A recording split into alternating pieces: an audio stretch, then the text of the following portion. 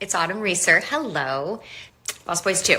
So I thought I would just talk a little bit about what that experience was and share that with you. Um, so I remember filming in this cold, cold mine in Canada, covered in sticky syrup, covered in blood, and with giant contacts in my eyes. So I couldn't see, and I was sticky, and I couldn't wear a coat, and it was freezing because every time I put the coat over the blood, it stuck to my skin. That's what I remember. That is my memory of that movie. That the entire experience was actually like really, really fun and really beautiful. But just one last thing, don't go out there. Don't do it. In a world where zombies, ghosts, serial killers, and vampires all exist, it's Nico, Brian, Mike, and Dustin, and they are all that stand between you and the films that could end the world. Welcome to the Don't Go Out There Horror Movie Podcast. Welcome back, everybody, to the Don't Go Out There Horror Movie Podcast. Just want to thank all of our fans and listeners. Really appreciate the support. You guys are awesome. Before we get into tonight's film review, just want to give a quick shout out to our website, don'tgoouthere.com. Everything about our podcast is on the website. All of our episodes and interviews, if you want to check those out. We've done some incredible interviews in the past. Go check them out there in a specific tab by themselves so you don't have to scroll through hundreds of episodes on Apple or Spotify, etc. We also have our store if you want to grab a shirt, a mouse pad, a hat, all that good stuff. We'd love to see your pictures, rep your favorite podcast. And Shan's Etsy page is also attached if you want to grab a tumbler. All of our social media links are on there as well. Facebook, Twitter, Instagram, YouTube, TikTok. Like us, subscribe us, follow us, all that good stuff. And the last thing I want to shout out on our website is our Patreon. We call it Blood Donors. We have the traditional monthly reoccurring kind. If you want to support us, help us pay the bills, as we say. Or if there's a movie you want us to review, that option is available as well. Just check out our website, don'tgoouthere.com. Also, if you haven't noticed, we've recently joined the Believe Network. So there's some ads on our program now. But if you want ad-free content, go check us out on Blood Donors. The ad-free episodes will be available there. We appreciate your support. We hope you enjoy the episode. All right, guys, get into the film review. We're kicking off a new theme of the month. Dustin, you want to announce your theme? Then Brian can announce his pick to kick the month off. Yep. I was trying to figure out a way that I could continue my A24 journey on the podcast as well by picking A24 movies. And also, one of the movies I wanted to pick last month, I was like, okay, what theme would this fit in? It's a horror comedy. Oh, let's do horror comedy month. So that's what we got. All right, Brian, what's your pick this week? I went with 2008's the sequel to The Lost Boys, Lost Boys: The Tribe. And if you listen to our live 13 on 31 Halloween show, it's no secret, not only where I stand on this, but where everyone else stands on this. But if you didn't listen, spoiler alert, we are not in this together. I'm Jon Snow memeing on this bitch, and it's unapologetically to me. Like I fucking love this movie. It's my favorite in the franchise. I love the first one. I gave it an 8. And like I also said, this one reminded me a lot of Scream 5 or 5 Cream, where it's a requel that, it retreaded a lot. It retread a lot of the same territory, but, it felt new to me. Like, well, it was supposed to be just a remake to begin with Feldman as a cameo, as like an homage to the original, but I'm glad they went this route personally. Plus, back when my ex used to make me watch the OC, I've always had a crush on Autumn Reeser, so there's that. But I have a ton of fun with this movie, and if I'm the only one, I'm fine with it. Also, public service announcement. There's also an unrated version of this, which I always would recommend if giving this movie a shot. I don't know which one you guys watched, so I'll also try to point out the differences throughout. There's only like 2 total minutes difference throughout, but mostly nudity, to be honest. So if yours had a lot of nudity, then you definitely watched the right one. I kid. Yeah, Monica Delane was naked the whole time she was on the screen. But anywho, I'll go next. Brian kind of mentioned already 13 on 31. I can't remember exactly where I had it, but it was low, brothers. I got some positives for sure because I'm going to be doing some analysis notes tonight. I do have some positives. There are some things that I enjoyed about it, but yeah, I'm just not a big fan of this one, respectfully. But as for the whole trilogy, so it's not just me picking on this one. Like even the original, which is a beloved classic, I have no nostalgia for, and it's sparkly vampires. Yeah, man. I mean, me and Nico are in lockstep here. So me and him are, in fact, in this together. And I think Dustin is too, except on the first one. That's where, Dustin kind of diverts from the path. I'm just not a fan of the franchise. These, like, I mentioned it in our live show that, like, biker gang vampires is, like, two things I don't have any interest in. I know they're not a biker gang, but I mean, they kind of are in the first one, which is a beloved classic. And in this one, you kind of get dirt biking surfer vampires. Like, I don't know, man. Like, it's very of its time, I guess. Like that '07, '08 time period. That kind of reminds me of like Lords of Dogtown with vampires or something. It's just not for me. And I understand how someone could have fun with this film. I completely get it. There's a lot of over the top, cheesy. I even have a part in my notes that talks about Scream 5. And I was like, wait a minute. This is fucking Dewey talking to the kids in the trailer. Like, this is literally what Corey Feldman's doing. So, spoiler alert on that. I completely see that. But I just have no nostalgia for this film, this franchise. I'm not a fan of its ideas and themes. Like, it does nothing for me personally. I found it hard to get all the way through it, to be honest. No offense, Brian. I love you, brother. But this movie just isn't for me. And as you know, as I've said on the show, I haven't given out a low score in a while. So I tried to be kind, but I couldn't be too kind. So my score will reflect it. That's all I'm going to say. I'm sorry, brother. It's not your fault. It's their fault for making a bad film. Go ahead, Dustin. Yeah, I thought I remembered liking this movie, but I was wrong. It feels like a Tubi movie to me. I gave the original. The original is one of my favorite movies. I've got the poster hanging on my living room wall, framed, like I've said before. I gave the original an 8.75 and had it second on our 13 on 31 episode. This one just doesn't come close to that. I gave it I had it like 10th out of 13 films when we did that one. I own the movie, or I own the trilogy in a Blu-ray set, but it's definitely safe to say that the original is the only disc that's going to get played going forward, respectfully. But anyway, you guys have any more opening thoughts before I get into it? I'm going to be doing the Simba scene tonight. Yeah, one more thing, like his scenes were actually cut from this one, but the other Frog brother, Jameson Newlander, check out his interview. Don'tGoOutThere.com. All right. On that note, let's get started. The Lost Boys, the tribe. We open with a mountainside beach town and see a group of rambunctious fellas cussing each other and hopping a fence to go surf. As they hang 10, Tom Savini walks from his balcony to confront them for trespassing. He shoves one of them to the ground and then reveals himself as a vampire, which is met by the group of views doing the same. And they rip him to shreds, complete with them cutting off his head and punting it into the ocean. On the other side of our title card and opening credits, we see a red car pulling a U-Haul parked outside of a house. When will people learn not to move to a vampire city?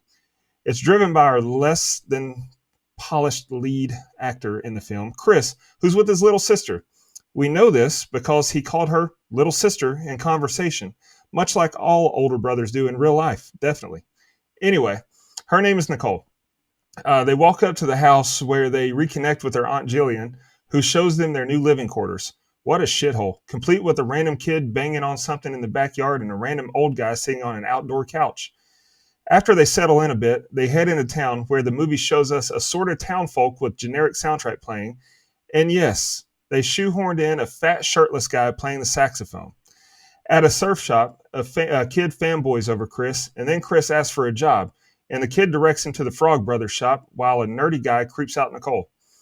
When the siblings pull up to the Frogman's pad, the place is very uninviting and the score is ominous. Chris leaves their address on Edgar's door and they head out. That's the open. What do you guys think? Like Dustin mentioned, the great Tom Savini at the start of this. I may be wrong, but from what I can tell, he was strictly just the actor in this one.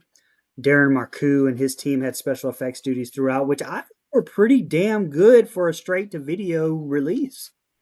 And, some of those effects were actually cut, though, here because at the 3:28 mark, we had almost 4 seconds more of Savini's head being cut off. And now, look, there was some pretty bad dialogue. But we aren't going to act like the first one didn't have that too. And I said that during the review. I mean, it's why this franchise is in that horror comedy section. It's par for the course, but it's objectively bad in some places. I get it, here being one of them. Also, what's the rules on reflections for vampires in this franchise? Because if they can't cast a reflection, how come that doesn't apply to being recorded on video? And speaking to that too, in this open, you can see the reflections in Savini's sunglasses. So definitely missed on that one there, PJ Pesh. That was the director, by the way. So something that's not necessarily outright stated. So in case you missed it, like I did the first time I watched it, Nicole and Chris's last name is Emerson, same as Jason Patrick's Michael in the first one. So they're supposed to be his cousins, according to Lost Boys Fandom's wiki page. I thought it was maybe Michael's kids, but maybe these are Sam's kids. I don't know. Anyway, I love the callback and the foreshadowing with the antlers here and the shirtless saxophone player that Dustin brought up that looks more like my body type than Tim Capello's from the first one. And sidebar, this is the only thing that I like Tad Hillenbrink in. I mean, you mentioned him being the lead and you not caring for him. All the American Pie spinoffs that they did with him and Stifler's brother, I hated. I didn't like Disaster Movie. This is literally the only thing that I've seen that I like. Just decent little intro set of scenes for everyone, in my opinion. It's not my favorite set of scenes, but nothing really to completely hate for me either. I'm not gonna lie, I was not expecting the opening of this film to go with surfers. All right, man. This is a different film. I mean, it's not. It hits a lot of the same beats as the first one. But anyway, I was happy to see Tom Savini. He's racking up a lot of cameo appearances in his life, man. He's been in a shit ton of stuff just for being really good at effects. I think that's pretty cool. What a cool living he's had. I hope he didn't do these effects because I don't like these. I think the majority of these don't look very good to me. So I hope it wasn't Tom. Because if it was, that's a toughie. I'm sorry. Man lost his fastball. Not my fault. Anyway, I will say man cutting off the head is a nasty kill. I like that. It was very violent. I thought that was probably one of the better looking ones, if I had to say. Then he punted it like Alex Mastromano. Come on, dog. It's the best player on Florida State's football team right now. That's a good punt. Anyway, this opening song, and I've heard it before, but it feels like an AC/DC ripoff, man. I was like, what is this supposed to be? I don't know. Like Dustin mentioned, it made it feel like a ripoff movie, a straight to DVD, find it in the $5 bin for me, man. Anyway, is this really how California looked in 2008? I'm having a hard time understanding this. Anyway, I gotta agree with McGurr here. The sun is very overrated. Sometimes anyway. I thought that was a funny line. I know that this woman is related to them as brother and sister, but we don't really get a good explanation for it in this part. I know there's some family tie there, but I don't know. And then there's Stifler's little brother, or from the American Pie spinoffs, like you mentioned, Brian. Why is he? I don't know. I don't like him in those, and I automatically see him as a funny haha guy. And so, I don't know. It's just not for me. And they're being charged rent to stay there. It's tough for family out here, man. Thought we were staying here for free. I would have thought we were staying there for free, too. Help a brother out, man. The economy was really tough in 08. That was one of the worst economies of all time in 08, man. Anyway, that's just, yeah. So anyway, why did he take the deer head and prance around with it? The fuck was that? I know it's a horror comedy, but I don't know, man. Look, I don't like the first one, but this is strayed so far away already from the first film. What are we doing here? Anyway. Damn city slicker. Yeah. Hey, man. Yeah, but he's dancing around with it. It's got nothing to do with the deer head, brother. Well, I think that the writers were just trying to call attention to it and say, this is an Easter egg from the first one. Okay. I guess that's fair. This, Texas Chainsaw Massacre looking trailer in the middle of California or whatever, that man, all right, dude, sure, not buying it. Anyway, that's all I had. Hey, Mike, before I go, how many DVDs you got from the $5 bin? Huh? How many DVDs you got from that $5 bin? Wait, what are you trying to say? Nothing. Just curious, brother. That's all right. We'll just move on. Fun initial opening. Come on, dog. Come on, man. I'm not spending money on that, brother. Hey, we know you support cinema one way or another. Our fun initial opening, bunch of dudes going surfing and cameo, like everyone's mentioned, from the legend himself, Mr. Tom Savini. The transition from human to vampire, to me, was well done. But what the hell was old Tom thinking here? Man started shit against a group of vampires and got his ass whooped. Title card as his head sinks to the bottom. I thought that was a nice touch as well. Too much, too young, too fast. Like you mentioned, Mike, I know that song, but I don't know that song. Like I've heard it, but I didn't recognize it, but I did. But that song playing as we get opening credits and visuals of the beach, it puts me in the mood for like a Lost Boys summer type movie. Like it worked. Chris's car is badass. You know, as I get older, I want an antique car truck more and more. And I touch on that again with Feldman's truck at the end. That truck is awesome. Aunt Jillian, played by Gabrielle Rose, has had a hell of a career. Been acting since the 70s and has 199 credits on her IMDb. She's outrageous, though, charging family $600 a month rent for that dump, though. Man, like Mike said, you going from free to $600 back in 08? I'm getting the fuck out of this dump. Evan has no riz at all and still somehow got Nicole after him. Heroic effort with his "Tonight Will Be the Night That I Will Fall for You" looking ass. Decent opening to the movie, I thought. I'm invested so far. Nico, I want you to know that's like literally how I open up my next set of scenes. The "Tonight will be the night that I will fall for you over again.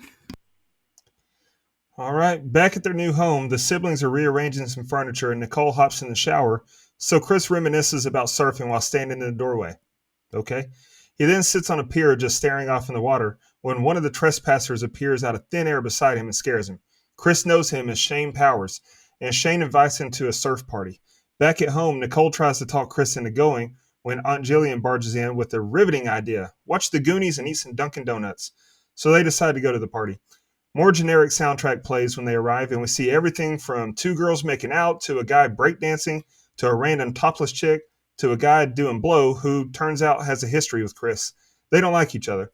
Chris wants to leave, but Nicole doesn't want to.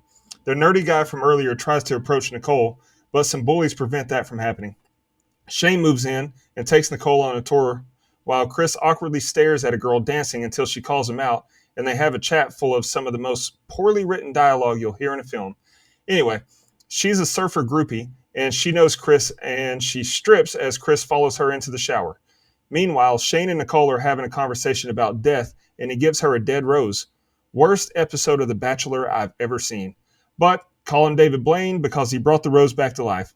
After his magic trick, he gives Nicole a sip from a flask, and she starts feeling a little woozy, man. Chris is oblivious to what's happening because he's busy grab-assing in the shower. After Shane and Nicole go for a bike ride, a member of his crew stabs a guy in the gut for shits and gigs, and when Chris hears a girl scream, he suddenly remembers his responsibility and gets out of the shower. When Shane and Nicole get back, Chris is pissed and ends up socking Nicole's new boyfriend right in the nose. Bold move, but they let him leave unharmed. So Angus Sutherland's intro here, I mean, I said it during the 13 on 31, but I love his character. I just think it's really cool how they got Sutherland's brother from the first one to do it. I don't know, it's cool. But yeah, I mean, some of the dialogue is pretty bad. Writers Jan Fisher, James Germaeus, Hans Rodioff, I'm not real sure what they were thinking exactly when you had Shane pop up next to Chris, who apparently just sat and stared into the distance all day long. But you had Shane just pop up right next to him and then say, like, want a picture, it'll last longer. Motherfucker, you sat right there, not Chris. Jesus Christ. And meet the rest of the guys. They're killer. I pulled a Jim look at the camera in the office right there. Because I was like, really? But now this is where the movie starts to suck me in at around the 17-minute mark when they get to the party. Because, I mean, that atmosphere, that Santa Carla, California nightlife, that enthralled me when I was younger in the first one, starts to peek through here and does it for me. Something else that does it for me is at 1811 and the unrated version that Dustin apparently watched when they're pulling up to the party and there's a random nude girl getting some red liquid poured over her breastises. And some more nudity at the 26-minute mark because the RV scene of Chris and Lisa making out in the frame, Monica Delaney's tits are definitely out and about in multiple shots. including when Chris leaves. Delaney, by the way, Janet in Trick or Treat, we reviewed that. Don'tgooutthere.com. And thought that popped in my head, Eric, filming everything. Kind of reminds me of that dude in, what was it? Was it She's All That always had the fucking balloon? But also, most of all, he would definitely be someone that record the entire time in Cloverfield. Anyway, moving on. Look, last thing, props to Shane. My man is smooth as hell. I would have liked to have seen her drink a little bit more blood, though, like before it went to her head like it did. I mean, she had like half a little sip. It just, I don't know, it felt too fast is all. There's also definitely another fuck up here as they're riding the motorcycle. The road is wet. It's clearly raining in some shots, but on the close-ups, nope. And the road goes from wet to dry as well. Hey, editor Amanda Kopal, what would you say you do here? She did the visual effects in Edge of Tomorrow, so I will cut her a little slack anyway. But I needed Cry Little Sister playing right here though. Like it would have amplified that scene so much. I think. Yeah, that's all I had on the set of scenes. This this part right here, all it does is remind me how much I hate moving. So if you ever need help moving, don't fucking ask me again, man. Just because I'm a little bit strong and I lift a little bit of weights, everyone fucking asks for my help to move shit. Well, guess what? Wow. I hate it just as much as you fuckers do. So quit asking me. All right, anyway. Sorry I went on that tirade there. This little part is also playing out like I mentioned, a scene from Lords of Dogtown, which made me just want to go watch that much more superior film. I mean, damn it, I really came close to turning it off, putting on Lords of Dogtown. Shout out to Heath Ledger, man. Anyway, bar bitching. Bartending is a respectable profession, god damn it. I didn't appreciate that slander right there. I thought that was unnecessary. The party also looks like a banger, not gonna lie. I feel like, and this is just me, maybe Brian too, but I feel like me and Dustin could have had a good time at this vampire party. That's all I'm saying. Like we could have had a really good time. Maybe not together because, a little fun. But if we had shown up as friends, I feel like we would have been all right on the evening. You know what I mean? Anyway, I will say at least we're getting a little bit of backstory on the brother and sister here. This monologue it gives me some kind of idea of what's going on. I just think she's kind of, I don't know, man. I thought it was odd. Like she's using the death of their parents to flirt here a little bit. Like, all right, man. Like, you do you, no judgment. I've never been through that, so I don't know. But I don't know. That's what I took from it. Hey, smooth line though. When he makes the flower kind of come, I didn't do it. We did. What a fucking line. That is how you get it done. That's how business is done, as the opposite of someone once said about our show here. I was not expecting. What happened? I'm not gonna lie. I was not expecting boobies like this. Caught me off guard. Whoa, boobies! Holy shit! I was not expecting it. I should have in the time period, but I was not expecting it. So, have you ever been to a party and people's guts and shit start falling out? Nah, me either. Not very relatable. I don't know what's going on here, man. If that happened, it's a wrap. I mean, I've had some. Hey, man, I've had some nights. All right. All right. Sorry, Nicole, but there ain't no way I could use a disgusting shower. Like, I just feel disgusting the whole time. There's no way I'd stay in this house. Like, there's just no way. And here's where I get controversial, possibly. Angus Sutherland as Shane is an obvious nice touch to the film, but his acting in this interaction with Chris, to me, is stiff. He also has no on-screen presence like the original Lost Boys. Aunt Jillian barging in with his Duncan in The Goonies, a movie that has Corey Feldman in it, who is also in this movie. I feel like I'm watching Inception right now. Nicole wants to stay at this party more than anything, and all she does is stand by a palm tree bobbing her head. I can just see her tweeting, "Last night was a movie." Shane swoops. I cracked myself up. Shane swoops in and steals her from Evan. We hate to see it. Chris is the luckiest guy at this party. You know, like we mentioned, Monica Delane from Trick or Treat, crushing on him like, hell yeah, brother. Nicole was talking about death and deep life topics, and Shane brings a dead rose back to life in her hand. I'm not sure how she's not more aware of this weird situation. And shit hits the fan quick. Bro stabs the other bro. Guts pour out everywhere, and he complains it's a new shirt. I gotta admit, I laughed at that. Respectfully, I'm not leaving that shower with Monica to go check on little sister. She said she could handle herself. Go handle yourself, little sis. Shane licking the blood off his lips was creepy, and I hope I never see that again. Go ahead, Dustin. Chris is Also, berating really Nicole quick, like he's her because father Nico on the way. Cut me off there for a second. Sorry. My man Shane looks like Kurt Cobain. Changed my mind. smooth talking Kurt Cobain would have never existed. Although I guess he did have some pull back in the day. But anyway, that's all I'm saying. Buddy at the party was acting like Kurt Cocaine. You know what I'm saying? Chris is berating Nicole like he's her father on the way home. I know she wished she had an Ejectocito, cuz. She starts feeling sick, but Chris says she's fine. So she pukes in the car to show him otherwise. Back at home, he tells her she's just drunk, but that triggers her newfound vamp powers, and she lifts him by the throat and tells him she's sick. Wish we got a choke slam there, but it's okay. Luckily, Edgar Frog just happened to be lurking in the shadows of the house, and he knocks Nicole out with a surfboard to the noggin. He tries to kill Nicole, but Chris stops him, so Edgar leaves. Okay. A knock at the door, and instead of Edgar, it's Chris's shower buddy. She wants it badly. They start going at it, and when she gets a little too aggressive with the nibbles, Chris tosses her across the room into some mounted deer antlers, impaling and killing her in the process. When she dies, she turns into porcelain and explodes. Okay. The next day, Chris pays Edgar a visit to get to the bottom of what's going on. Edgar tells him his sister is a suck monkey now. I like that phrasing. Edgar gets Chris up to date on vampire lore and shows off his comic collection. Edgar drinks his frog juice and tells Chris there's still hope to save Nicole. Back at home, Nicole hears voices in her head like she's Randy Orton and paces around like she's going crazy before bolting to the window and giving a minor jump scare. Later, the nerd from before shows up with a bottle of wine, but Nicole would rather 69 than dine on him. But Chris shows up just in time to save him and send him into a premature walk of shame. Chris breaks the news to Nicole that that she drank Shane's blood and is now a vampire, but she doesn't buy it until he shows her a mirror, which is missing her reflection. He tells her that he and Edgar can save her, but she still freaks out that she almost ate a guy. She's a vegetarian. Go ahead. Listen, dude is way too calm to have someone puking in a 1967 Ford Fairlane at the start of the set of scenes.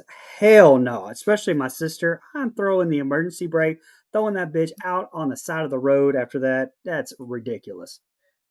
But here we get Feldman back as Edgar. Listen, this may be a hot take, probably not with this crew, but a hot take with people who like the movie. Let's just say that. But I know Feldman only helped get this made if his role was bigger, but I kind of would have liked to have seen less Edgar. More like his role, like maybe in the first one. It's just, I don't know, it's the voice. Especially it's like, it's a little bit more weird as he's older and not a kid. So hearing that voice, I don't know if that makes any sense at all. It just kind of got on my nerves in the first one. So, I mean, it's just worse when he's older, is all. Plus, the soundtrack I didn't really care for during that whole thing. I needed more ominous. I don't know. To no one's surprise, probably, but the unrated version at 33:51 for the next 3 seconds, it's more of Monica Delaney's boobies that they cut from the rated version. And, thinking about this, why did they even make a rated version? Because this didn't even go to the theaters. It's straight to video B movie horror. I mean, we expect nudity. So why did they make a fucking rated version? I don't know. It's so dumb.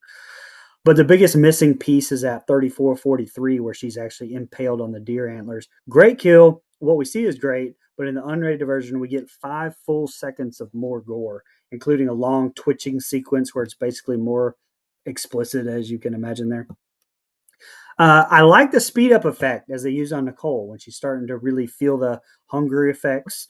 Simple effect, I know, but it was effective to me, especially in the first one. It is effective to me here. And Grayson Holt playing Evan here. I haven't talked about him yet, but he played Glenn Scott in Riverdale. Very embarrassing that I've seen like 3 seasons of that. I just wanted to let everyone know that was my wife's fault, not mine. Just throwing that out there. He was also in The 100 as well, a TV series that I've heard great things about. I've never seen it, though. Decent group of scenes here. I like the antler kill. Honestly, I like the interaction at the end of this with Chris and Nicole as well. That whole interaction reminded me a lot of Sam and Michael, with Sam trying to tell him what's going on in the first one. It was a nice callback. I'm not gonna lie, I've never been riding down the road and had the surprise puke before. But puking in a car is a top 5 worst thing ever. Like, just fucking awful. And as someone who gets motion sickness a lot, that's why I drive everywhere. I can't be sitting here in the passenger seat like some asshole with a sick feeling the whole time. Can't do it. Won't do it. Not gonna happen. It doesn't matter what. So is that what happened that night that you came to? It was the Uber ride? You got sick on the Uber? Oh, 100%. It wasn't the 17 Rumpelman shots. No, it was both. But the Uber ride definitely made it worse. Trust me. Like, I was feeling fine, and then I got in the Uber. I'm like, ah, shit. Anyway, no, buddy, it was the Rumplemans for sure. Especially since never mind, had to be kicked off stage. That's fine. Anyway, look, you just got knocked the fuck out by Corey Feldman. That's goddamn embarrassing. How sorry do you got to be knocked out by Corey Feldman? Anyway. Hey, he's a Ninja Turtle.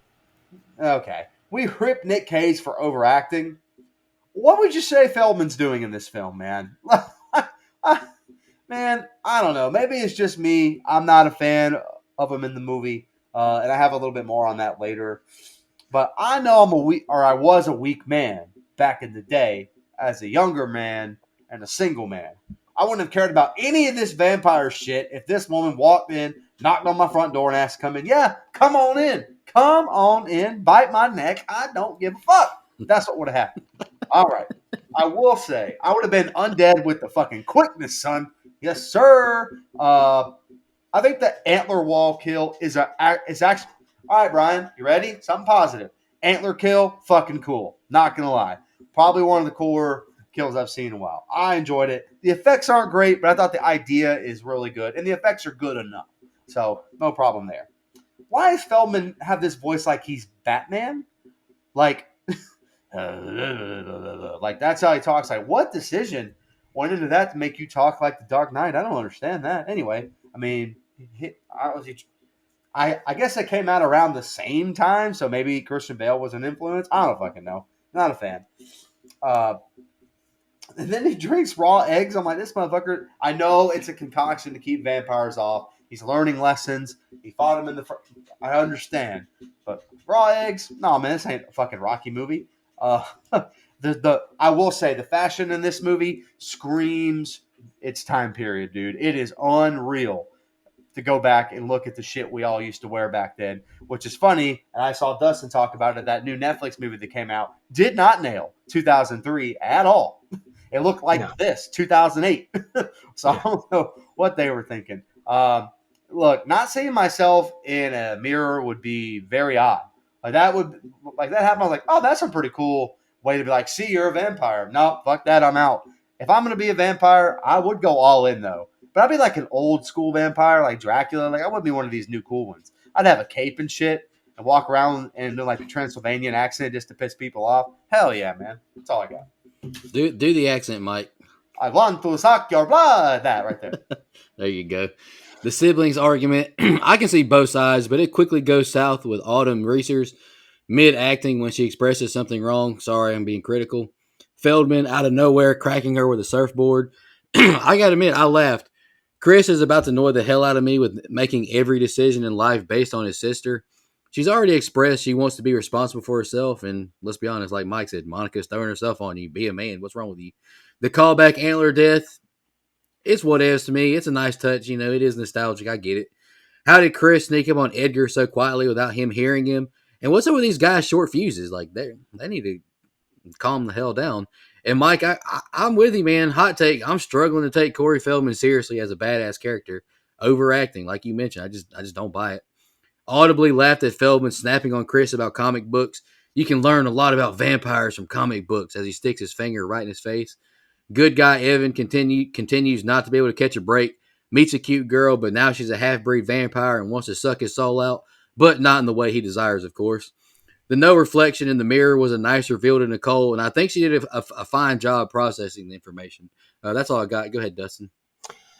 All right, we catch back up with Nerd Boy on his journey home when we hear the whispers, and then the guy who Chris had a history with at the party stalks him. He's joined by another vampire, and then the nerd's body is dragged across the floor out of frame, and we hear his nerdy scream as we fade to the next scene. Cut to Edgar and Chris trying to figure out where the nest is. We get a crazy-ass shaky cam zoom in on Shane in the nest, and he starts whispering Nicole's name, which entrances her. Chris tells Edgar he's got to infiltrate the dealer and find the supplier. Wait, wrong movie. That's 21 Jump Street.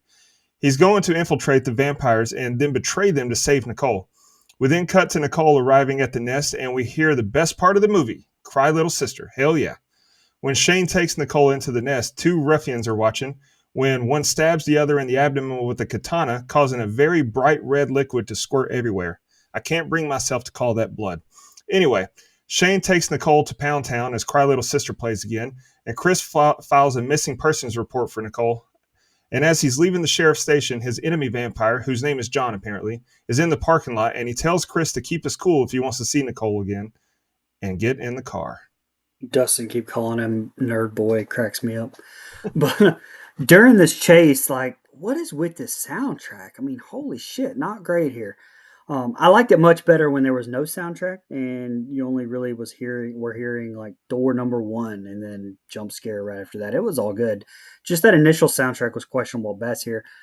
I did, however, really like the camera work. Back to that fast, jumpy work and the set design when Edgar is talking about their nest and it's showing it very much like the first one as Shane is calling to Nicole. The whole shot of her eyeball, the zoom in effect, I thought was awesome as hell. Very well done. I just needed this to be night right here. Script Doctor Brian to the rescue. Make this shit at night. I mean, we get a pretty cool rendition of Cry Little Sister even, but the daylight just threw me completely off until Nicole finally got underground, and then it just stopped playing Cry Little Sister. You know, I needed a montage here with Cry Little Sister, not this blue balls cock tease with watching these two idiots stabbing each other and filming it. I did laugh when he gets stabbed and then goes, fucking white people, man. I don't know. That did crack me up. But it did cut back to Cry Little Sister. So what the fuck was the point of that being in there? I don't know. They did cut about 4 seconds of the Shane and Nicole sex scene, though. Nothing really, but just more of that montage of them performing coitus. So couple that with Cry Little Sister. I'm not real sure why we're cutting any of that. But let me just say, it's kind of weird that they made Nicole 17 in this movie. Like, I'm just going to throw that out there. That seems bizarre, especially when Autumn Reeser was 28 years old when they filmed this movie. Almost 30, but okay, let's make her underage by 1 year. What the fuck? Go ahead. I don't know. Maybe there's some like weird vampire lore or something with that. I don't know. That's fucking weird. Lost Boys doing the goddamn Legacy sequel, requel before everybody else. That's what this is. This, and I mentioned it already, but this reminds me of Dewey talking to the younger Scream cast in his trailer. Like, that's what this reminded me of with Feldman kind of explaining the events of the first one, or to an extent, and what he's been through. So I do see that. Like, this is a Legacy sequel, requel, which is way ahead of its time if you wanted to be technical. So, okay, about a decade ahead of some of the other ones. So I'll give them credit for that. I did laugh at the Eddie Edgar, like the Eddie Edgar name thing. I thought that was funny. My man is looking more and more like vampire Kurt Cobain, which Kurt Cobain would never do this shit. So I don't know why I'm saying that, but he does have that similar aesthetic and look. The line... He would not do it because he is dead. I know. Man, I can't wait for the Nirvana concert next week. Anyway, the line, "You're a squirter," is fucking funny, man. When he stabs that guy, that shit was fucking hilarious. Probably the funniest part of the movie. I'm not gonna lie, that shit was fucking funny. So kudos to that scene. I laughed audibly. This also, and I can't believe I'm the one that has to say it, but this feels like a really drawn out, long, unnecessary sex makeout scene. What the fuck was this? Like, it's, well, dude, it is long, like I don't know what to tell you. Like, I don't understand why it's in here and this long. Pause. All right. So now that we got that, look, man, there's no other way to say things sometimes. You know, things gotta be said. That's all I'm saying. I will say, last thing, I don't have a whole lot here. The whole missing thing with the police feels like a waste of time to me.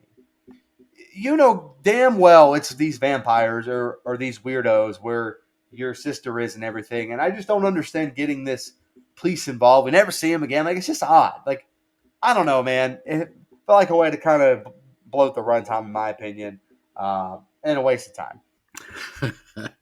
Dustin's head popping up over and over was funny as hell. Next set of scenes, and Evan continues to not catch a break. This is what being a good guy in the world gets you, man. Was this girl named Nicole, so it sounded like Michael when doing this whisper scene to wake her up? I don't know. That's kind of what I felt like. Can't lie, this lair that Shane and the other guys have, it's dope, man. Like, I would love to have a place like that. This sword through the stomach scene, to me, though, felt forced and not as comical as the first one. That's just a nitpick, though, preference for me. Like, the one at the party felt more fun, more bros being bros, showing off in public. This one, I don't know. I didn't need it. Cry Little Sister playing as Nicole gets her shit split made me laugh. Maybe I'm just immature at times, but I was laughing. Autumn Reeser has a much better manager than Monica, though. This sex scene is longer than all her airtime and not one drop of nudity, while Monica was nude every second, basically. Shout out to Autumn Reeser's manager because Monica, you should have called her up. Chris, he's got to be frustrated. Sheriff is no help, and then Bro starts talking about catching big fish. Come on, man. That's all I got, Dustin.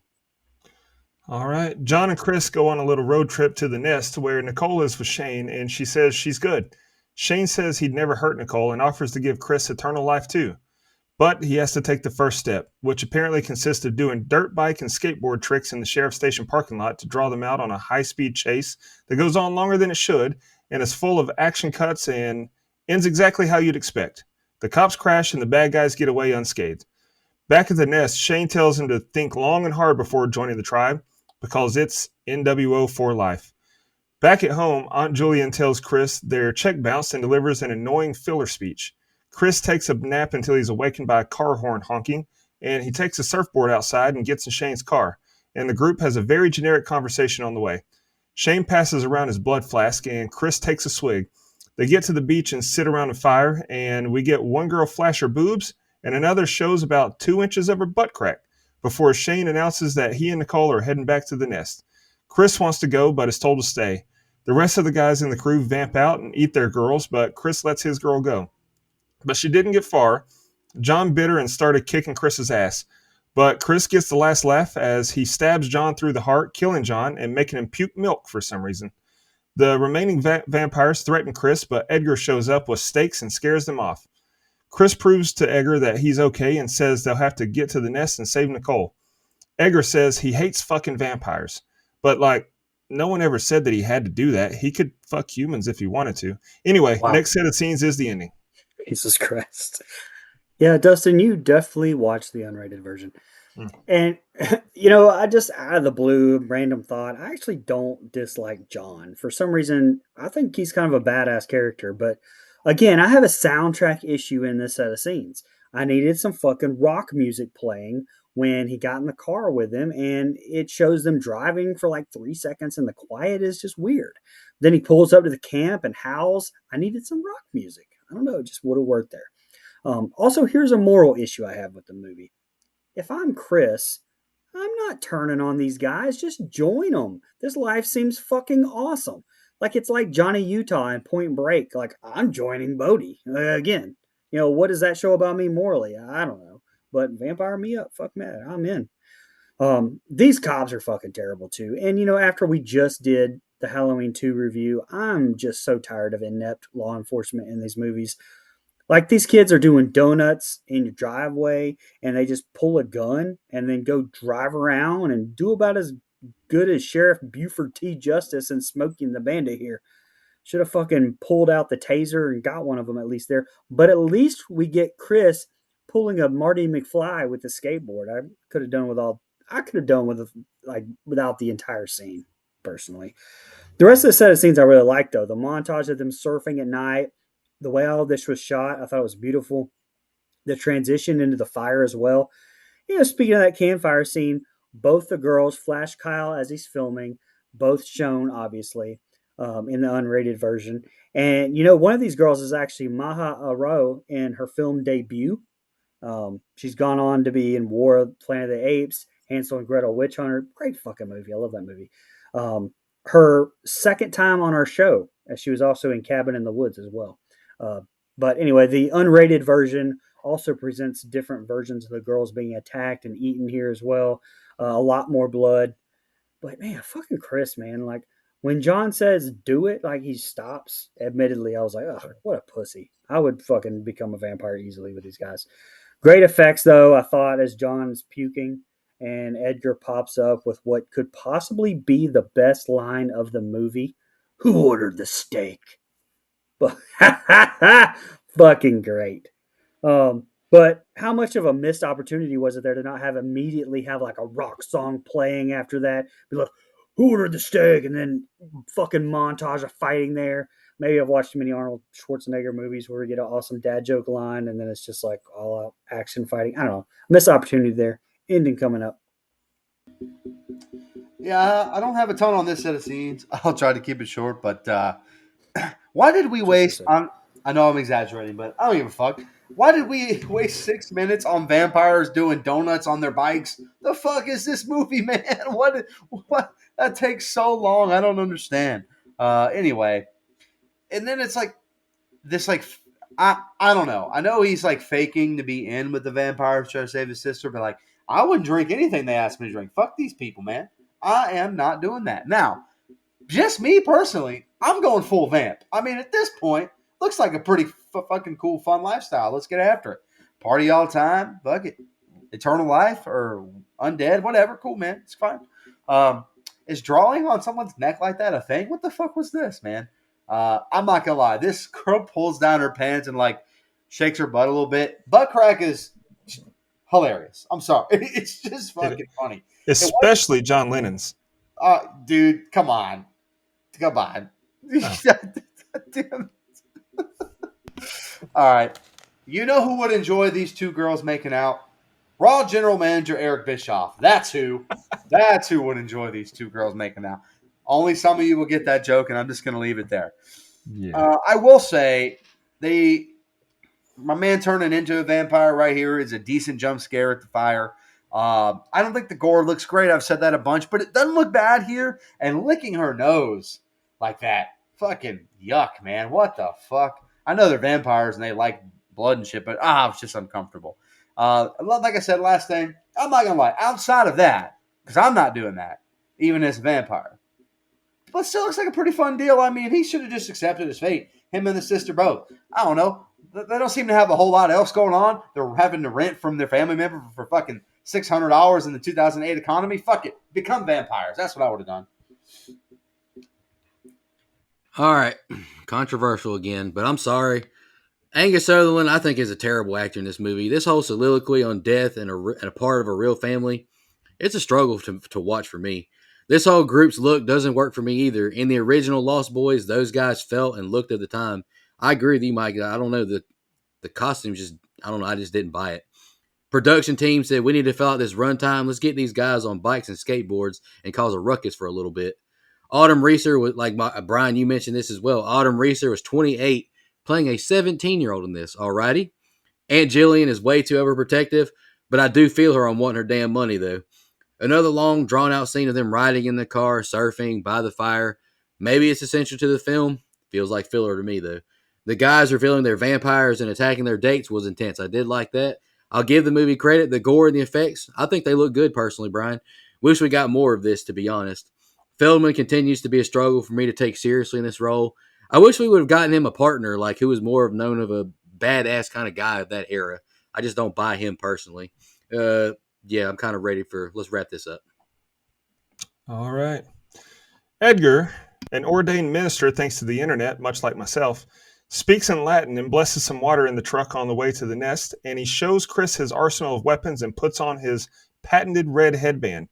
They arrive at the nest, and we hear coyotes whining for some reason, and a door opens automatically, so the two head inside, where apparently Shane and Nicole have just arrived, somehow, like they just got there. Okay.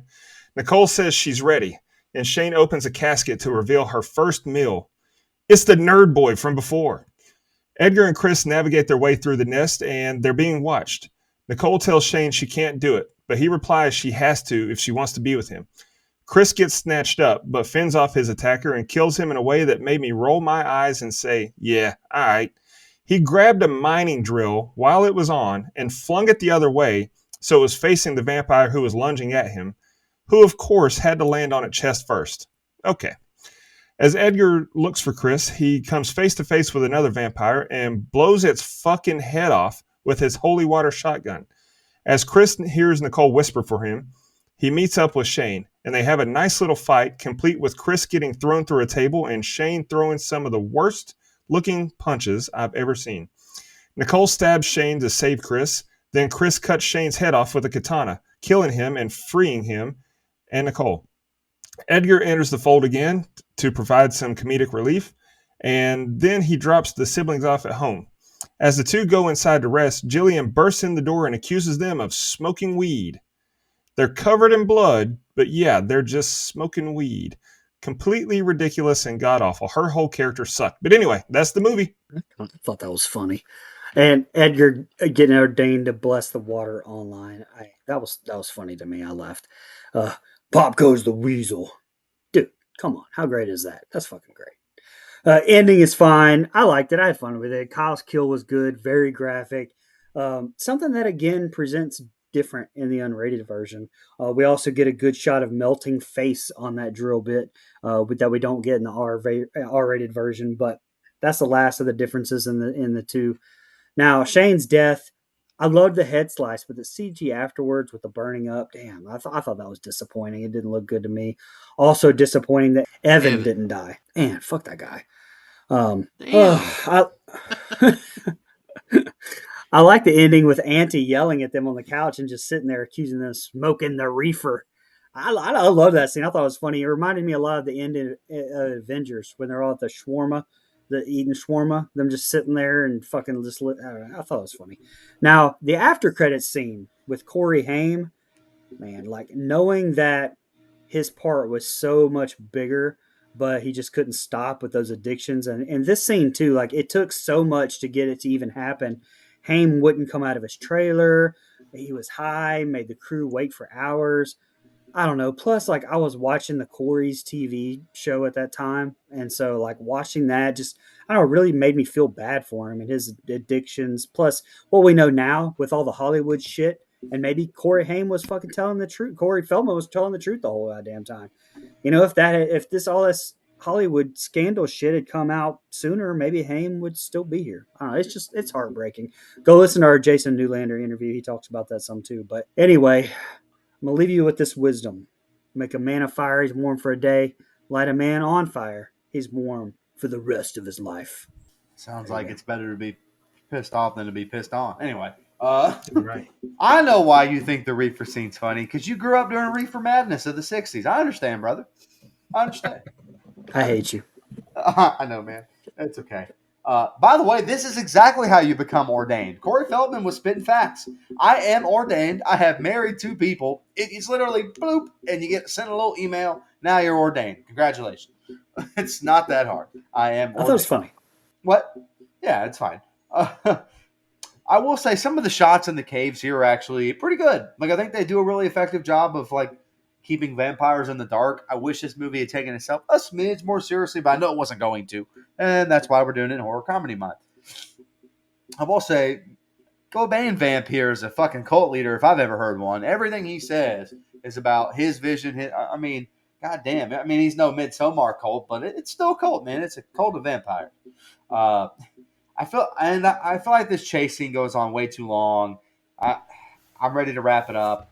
And I honestly, at this point, do wish I was having a good time. Because there's some fun action. There's some fun kills. But the rest of the movie to me was such a drag to get through. I wasn't able to let it go and enjoy it. I actually, I can see people... The way I view this movie is probably the way other people view pro wrestling when I talk about it. Like, yeah, man, that shit's lame. Fuck that shit. That's kind of how I feel about this movie. But other people, I can have fun with wrestling. Other people can have fun with this movie. I think that's fair. Last thing, I actually thought the Reaper line was pretty funny, especially because they're completely covered in fucking blood, like Dustin mentioned. So it did hit for me. Like I'm about to go hit some reefer when I get off the show. Sorry. Alrighty. You doing the marijuanas, Mike? I'm not doing that, brother. I don't have any. It's too expensive in this economy. I can honestly see how this is like a guilty pleasure movie. I get it for sure. And I guess you guys kind of actually my ass, because my first note on this scene was Frog Bro got ordained by clicking a few times on a website. They made it super easy and convenient to get holy water, huh? I had no idea it was that easy to get ordained, so I'm just going to retract that nitpick. Yeah, it is. I can attest. All right, It's exactly how it's done, dude. It was so easy. It took me 10 seconds. All right, I'm going to go get ordained after this. All right, this score playing along as Chris fights the vampires gang is loud and in your face. Personal preference, it's a bit much, but that's just a personal nitpick. I haven't said it yet, but I'm not a fan of the edit choices either throughout the slowdowns and all that. I don't know. Just wasn't hitting for me. Shane is beating Chris's ass until little sister goes full Vin Diesel, saving her family. The blood spray post decapitation looked great. I thought the blood looked great. But Shane falling over and igniting, I didn't think that looked great. So it was hit and miss on both of those for me. Shout out Evan, finally getting permission to call the girl who tried to kill him. Let's go. And I love that truck Feldman drove off in. That's the kind of old school ride that I want so bad. Real as fuck to get home and pop open a cold one after that kind of day. Good night. And Jillian, she needs to fuck off too. No way folks in California were really bitching about weed in 2008. Maybe I'm oblivious. I don't know. But I did think the ending with the two siblings' faces are hilarious as the film ends. I did get a chuckle out of that. Two Fast and the Furious references. You had Ejecto, Ceto, Cuz. We have Vin Diesel. You guys are on it tonight. Plus, am I the only one that watched the after credit scene with? I didn't know it existed. I could not wait to stop. Okay. No, I watched it, brother. Guys, I thought you it was guys hate cool fun. for Corey Haim to be there for sure. All right. You guys have any fun facts? I got just a couple. Okay. Actress Kristen Stewart from Mike's favorite franchise, Twilight's favorite movie, by the way. Wow. And I starred, dude. I've never even seen them. What the fuck is this? They're actually the producers decided to give both Corey Feldman and Corey Haim prominent roles after the two Coreys became a success. Haim's role, however, would be reduced to a brief cameo due to his drug relapse during this time. And Donald Kiefer and Angus Sutherland have all been in vampire movies. Donald Sutherland played Merrick, the man who trained Buffy in the OG Buffy the Vampire Slayer. Kiefer Sutherland played David in Lost Boys, and Angus, of course, plays Shane in this one. All three were killed in vampire movies. Spoiler alert! Damn. All right. Autumn Reeser was in 4 episodes of Entourage, and David Arquette was in their Entourage movie that released in 2015. So there you go. Social media and budget. We got that, but I'll just go ahead and go because I have a budget, but it's $4.2 million. However, it's straight to DVD because this thing is buns, so I don't have what it grossed. Wow. I'm sorry. Wow, that was unnecessary. I know it was, but I just had to dig Wow. in there a little bit, brother. Wow, that was very mean. All right, let's go. Fuck off. Everyone's mean to me all the time. Fuck you. I think it grossed $35 because it sold 7 copies out of the $5 DVD bin. Yeah, and somehow you own one of them, brother. No, it's a Blu-ray box set. Doesn't count. Blu-ray. Ooh, we know we got money around here. Let's jump over to Instagram real quick. I got one comment. Brian, if you got Facebook, Dustin, if you got X, Dana Tucker 48 commented, "I didn't know this existed until Brian mentioned it on an episode, and she freaking loved it." Hey, there we go, Dana Tucker. Facebook, we only have one comment as well. You know what? Not a lot of comments this week for neither of these shows. Cheyenne Turner. Haven't seen any Lost Boys sequels, but I did, however, watch the two Corey's reality show, and a big plot that she remembers was them trying to get a sequel made. Over on X, the artist formerly known as Twitter, Randy Smith, Go Dogs, said, "I never hated this movie, but the first one is just so great it's hard to beat. P.S. After last week's episode, do y'all prefer Halloween 2 or 3? I mean, would y'all rather see Michael every movie or original horror movie from John Carpenter and his friends?" Me personally, I'd rather see a good Michael Myers film, but if we're not going to get a good one, I will take a fine anthology series. That's no problem because I like Halloween 3 way more than I ever have. Yeah, I echo that sentiment after my last rewatch when we reviewed the movie Halloween 3. I was like, okay, this isn't as bad. I shouldn't shit on it as much, so I'm with you. A good Michael would be great. Yeah, I agree. Dustin's got that cool video he did of him singing the Happy Happy Halloween. Yeah, I got to agree with that. I do what? You know what you did. All right. Now let's get into the favorite kill, least favorite kill in the rating. I'll go ahead and kick us off here. I'm going to switch up my order. Least favorite kill first. I'm going to go with the vampire that was killed with the mining drill because in a movie about vampires, him grabbing that thing with his bare hands and rotating it was the most unrealistic thing that happened. Favorite kill was Shane because it meant the movie was over. Okay, as far Wow. as my final thoughts, it's not good. Like I wanted to like it so much because I love the original, but it's like I enjoy it less and less with every rewatch. The only redeeming qualities to me are Cry Little Sister and Edgar Frog.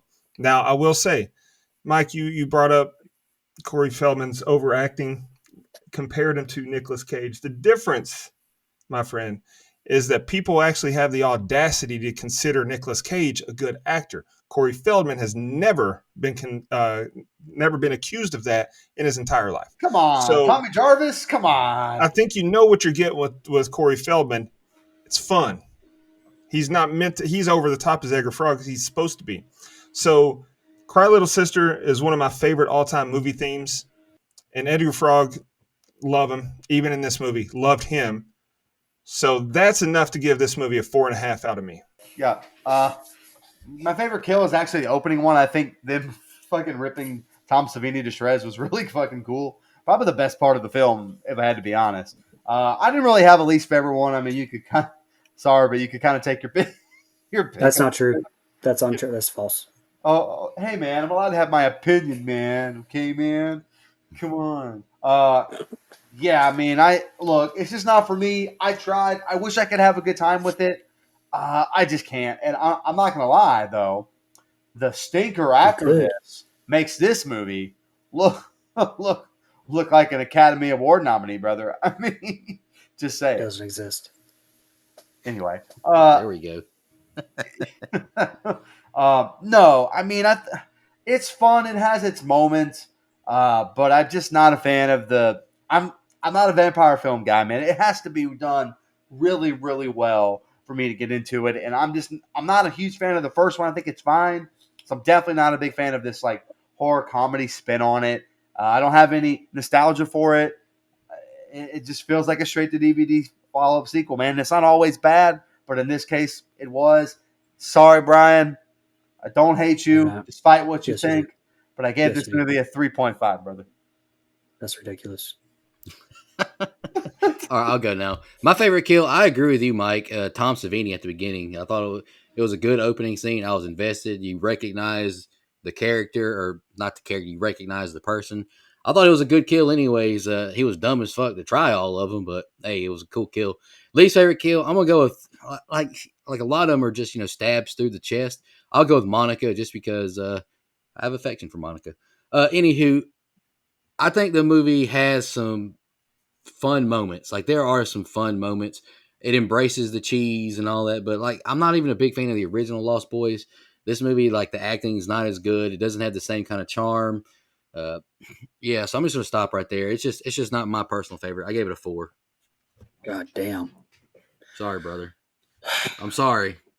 You guys hate fun. Dang, Brian said he's getting fucking cooked. I'm not lying. I'm getting cooked. Again, I have so much fun with this movie. My favorite kill is the antlers kill. I loved it. My least favorite kill was Shane, but just because I hated the CG. Not because it was over. Wow, thanks, Dustin. Funny. It's kind of funny that Nico mentioned this earlier because I actually wrote the same thing. I wrote that I guess actually seeing what IMDb rated this and how y'all feel about it, maybe it could be classified in that guilty pleasure category. So actually, we need another one of those months. I think I have another one picked out for that if we ever do. But I got just A24 movie for it too. Oh, I can't wait. Despite all its flaws, I love this one. It's my favorite. I'm giving the unrated version an 8.75. The rated version probably like a 6 to be honest, but I don't know what that says about me. I don't know, but mark me down for an 8.75, and it would have been higher had they played Cry Little Sister more. So, just saying. Yeah, it really fucked with the vibe when they interrupted it and cut away and then brought it back. You noticed that too? Fucking ridiculous. Yeah. Made me mad. All right, that gives us a composite rating of a 5.1875. Internet Movie Database, 4.5.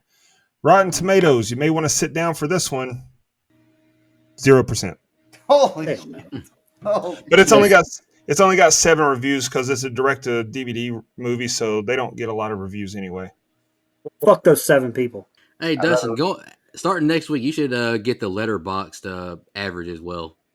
Oh, you know what? Let me do that right now because I can do that lickety split. I mean, Letterbox is the hot app right now. We might as well start including the Letterbox. Chucky Yeah, movies. you're damn right. All right. Lost Boys, The Tribe on Letterboxd, 2.0 out of 5. So 4. That's that 4 range, yeah. 40%. Yeah.